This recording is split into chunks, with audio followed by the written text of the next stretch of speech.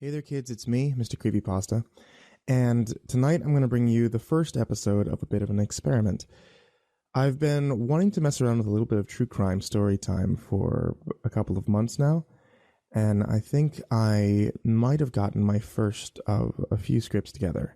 So if you enjoy this kind of content, and if you'd like to see more, please leave a like on the video, and leave a comment letting me know if you've enjoyed it, and if there's any other cases you'd like to see discussed in the future.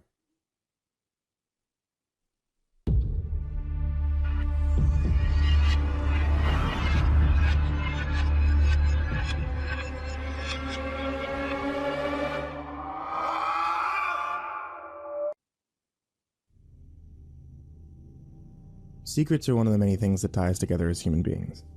And some of those secrets can be as small as a little white lie, intended to protect those around you. Or they can be the darkest and grimmest of skeletons in your closet. Tonight's true crime story is how a secret can grow out of control and become quite deadly.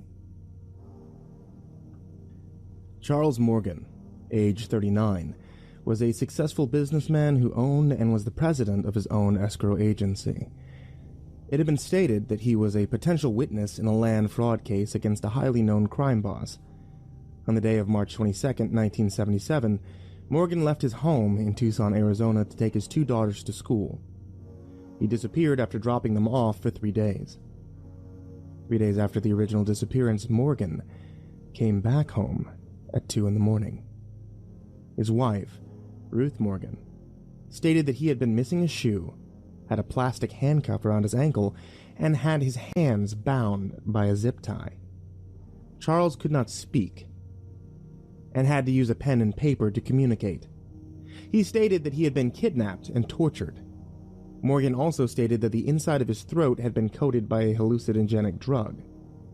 Morgan claimed that the drug would cause him to go insane or possibly kill him if he ingested it.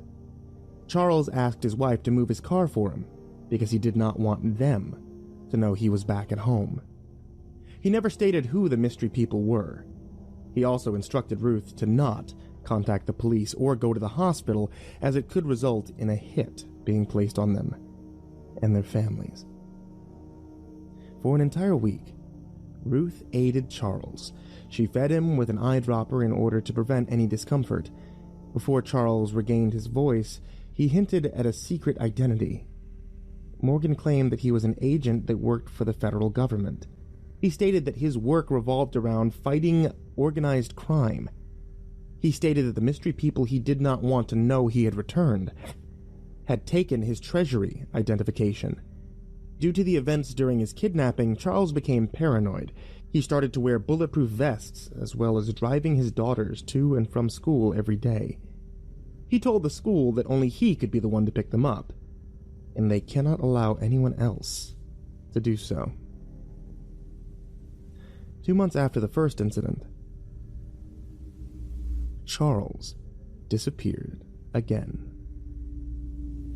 Before he disappeared for the second time, Morgan told his father if anything were to happen to him, he had written a letter that would reveal who was responsible for everything.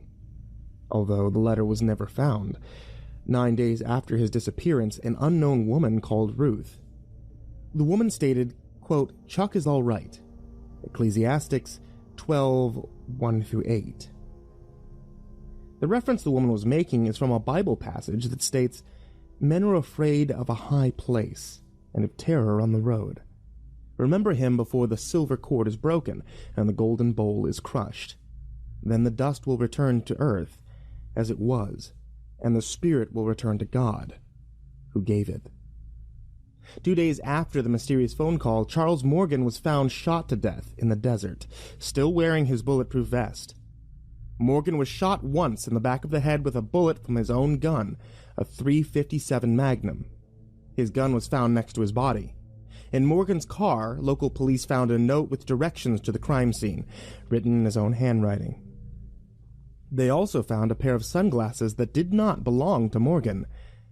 Charles had clipped a $2 bill to the inside of his underwear.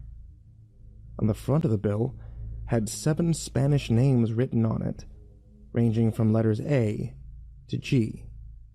With the names, Ecclesiastes 12 was also written, with verses 1 through 8, marked with arrows drawn on the bill's serial number. This was connected to the phone call Ruth received from the unknown female caller. On the back of the bill, the signers of the Declaration of Independence were number 1 through 7, as well as crude drawings of a map with several roads between Tucson and the Mexican border. The towns Robles Junction and Sasabe were marked and were well known for high amounts of smuggling. 2 days after Morgan's death, an unknown woman spoke to an officer at the Pima County Sheriff's Department over the phone. This woman claimed that Charles was supposed to meet her at a local motel before he died.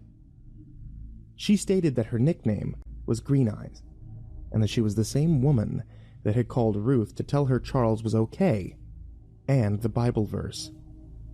This unknown woman stated that Charles showed her a briefcase that contained several $1,000s in cash at a motel they agreed to meet at. Morgan stated that the money was needed to buy him out of a gang contract that was placed on his life. Despite the evidence and the circumstances, Charles Morgan's death was ruled a suicide. Although the authorities believed and filed his death as such, his family and reporter Don DeVero believed he was murdered.